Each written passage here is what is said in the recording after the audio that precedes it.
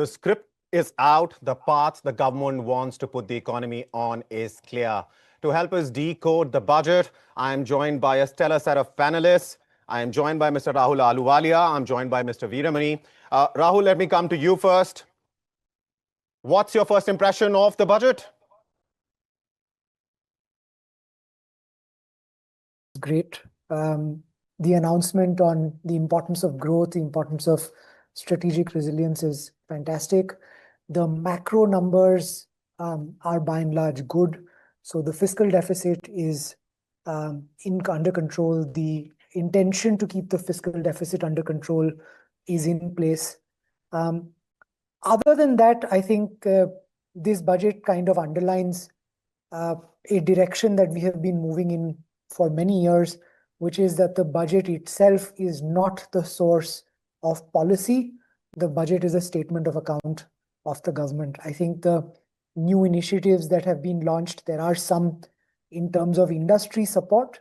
Of those, I found most exciting the City Economic Regions initiative, because city economic regions are and always have been the biggest source of growth across history and across geographies. And other than that, I think we should expect much more action to happen on deregulation, on ease of doing business, on business climate, through the high-level committees that have been set up, through the deregulation task forces that have been set up. And that is the way the proper functioning of government should happen. Rahul, I'd like to come back to you briefly. And, one of the focus areas for this budget after this speech, it's very clear, is, of course, job creation for the government. It's been spoken of in the context of tourism. It's been spoken of in the form of a standing committee which the government wants to put in place, which will look over emerging sectors and how to, skill Indian youth to be ready for future jobs. And this was, of course, really necessary. So what's your impression of this kind of effort that the government is now seem to be putting in to create jobs which are, future-proof? Yeah, I think job creation is definitely the need of the hour. But I do want to stress that job creation happens not via skilling, not by focusing on the so-called supply side of jobs. Because, we do have a lot of people who want jobs, but you have to focus on the demand side of jobs. How do you increase private investment? How do you increase investment in job creation, right? And that's where the business climate, the global competitiveness, the ability to tap into global markets where scale comes from. I'll give you a very small example to sort of help make it very concrete, right? If we look at the big manufacturing and job success of the last 3 to 4 years, it's that now Apple manufactures something between 20 to 30% of iPhones in India, right? And that ecosystem alone creates around 2 lakh direct jobs and probably quite a few more indirect jobs. But what is the percentage of iPhones globally sold in India? It's less than 2%, right? So we don't depend on the domestic market for job creation. We have to be competitive in the global market for job creation. And so the focus on skilling, while welcome, is not the binding constraint in my mind. The binding constraint is inviting private and foreign investment into India in big numbers. And the budget has, as a policy intent statement, signaled that we intend to do that. But I think as a policy instrument, it has not taken big steps in that direction. I expect that it is leaving that to other arms and other elements of the government.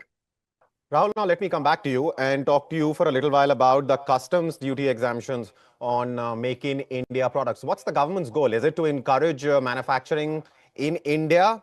What is the government trying to do here? Yeah, if you see the areas that have gotten exemptions, they're typically things like components and capital goods, all of which aid in doing manufacturing here.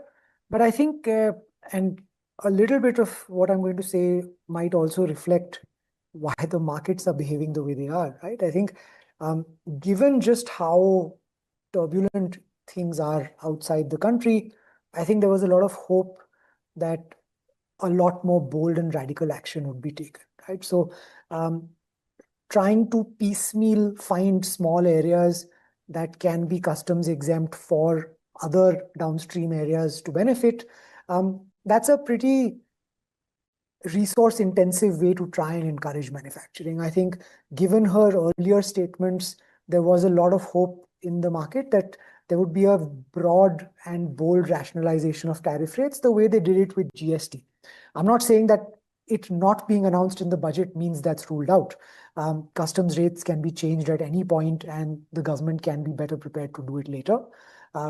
But certainly I feel a little bit of, okay, look, this could have been taken a lot further.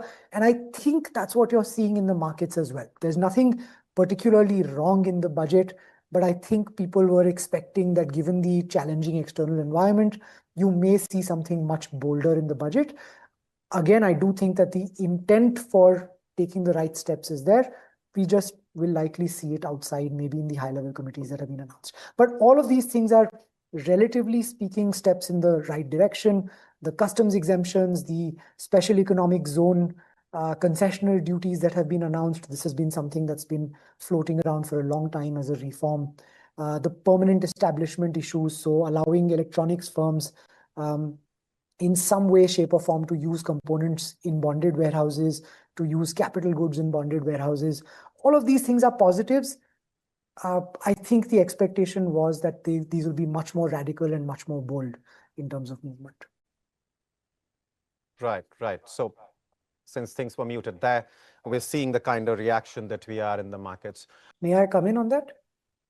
Yeah, please, Rahul. Feel free to add. So no, I think I completely agree with Mr. Viramani, and I just want to point out that last year's budget also had just a policy intent on deregulation being announced. They said that the government will set up a deregulation task force, and they stopped there. Actually, not only was the task force set up, the high-level committees were set up, and both of these, we've seen from media reports, have been doing a lot of very detailed work, and a lot of reforms have been pushed forward. So I think that, again, even though the announcement was only made and the details were not there, this is exactly what happened last year, and we did see a lot of things move. So I would think that the announcement being made is a big positive. We can't appreciate it as such, standing where we are today. Would it be fair to say with the budget speech, the finance minister has set the direction and there'll be follow-up actions going forward? We will see that in form of policies and specific announcements. That is exactly how I'm reading it. All right. Rahul, let me come to you. What's your assessment? Where would you put it? I think on intent and policy direction, it is an 8. On specific things that have been announced, much lower for me. I will refrain from giving a specific number, but it's definitely not met my expectations. On specific big announcements, with the caveat that maybe the budget is not the right place to make those kinds of announcements. All right. One more thing out of the way, since I still have you gentlemen here, and that is there was a lot of focus on medical tourism, developing 5 hubs. Rahul, a lot of potential there, because we do see, people, especially from Western countries, where medicine and treatment costs a lot of money. So there is a lot of potential there also for job creation. What do you make of the move? Yeah, I think it's important, but I think it's even much more important to get it strategically right. And I think in the past, we have not always thought of medical tourism with the appropriate strategy. So when we try and target rich countries, their medical systems may be expensive, but they're mostly insurance covered, right? For all of the non-elective stuff. So all of the elective stuff, dental care, LASIK surgery, cosmetics, all of these things are where the big money really stands to be made. I think as long as we strategically target those, then we stand a good chance. I think what we see is our hospitals target tourists from poorer countries. So if you walk into an Apollo or a Medanta, you'll see people from Afghanistan or from the African countries, where it's a nice profit top up, but it's not actually a huge market that you can tap in substantial ways. The money is all in the West. And the patients there are covered either by nationalized delivery or by insurance. What is not covered? Dental, cosmetic, elective eye surgeries, all of these things. If we target those, huge potential. Perhaps just like Turkey has.